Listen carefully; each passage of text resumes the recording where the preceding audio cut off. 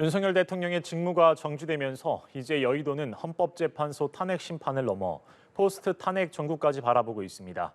전국 주도권은 당분간 야권으로 넘어갈 것이란 관측이 지배적이지만 변수도 적지 않습니다.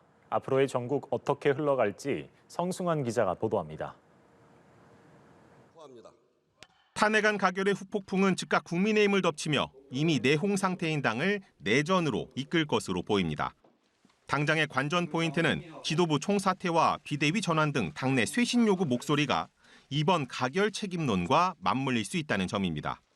친윤계는 윤 대통령의 대국민 담화를 내란 자백으로 규정한 한동훈 대표에게 책임의 화살을 겨눌 것으로 보입니다. 특히 박근혜 전 대통령 탄핵안 가결 당시 이정현 당시 당대표가 즉각 사퇴한 점을 들어 공세 수위를 높일 공산이 큽니다. 반면 친윤계인 권성동 원내대표가 각종 특검법과 탄핵 부결 당론에도 이탈표를 막지 못했다는 점은 책임론, 역공 포인트가 될 수 있습니다. 결국 상대를 향하는 책임 공방을 도화선으로 한동훈 대표 체제 출범 이후 끊이지 않았던 내홍이 폭발할 가능성이 높습니다. 일각에서는 국민의힘 내부 갈등이 극에 달할 경우 2016년 분당 사태가 재현되는 상황으로까지 치달을 수 있다는 관측도 나옵니다. 이 경우 여권의 차기 대선 주자로 꼽히는 한동훈 대표 쪽으로 당내 무게중심이 쏠릴 가능성을 점치는 시각이 있습니다.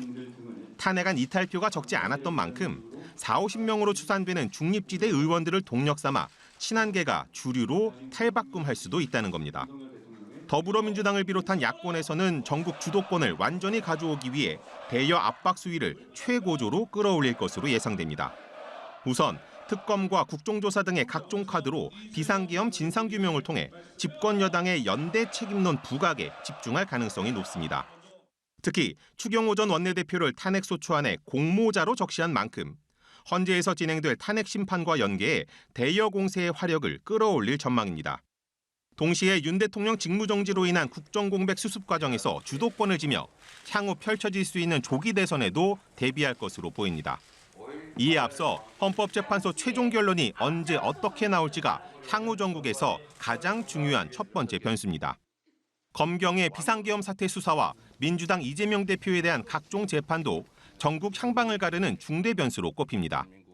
내란 수사가 여권을 초토화할 위험을 내포하고 있다면 이 대표 사법 리스크는 조기 대선 국면에서 야권을 혼돈에 빠뜨릴 수 있기 때문입니다.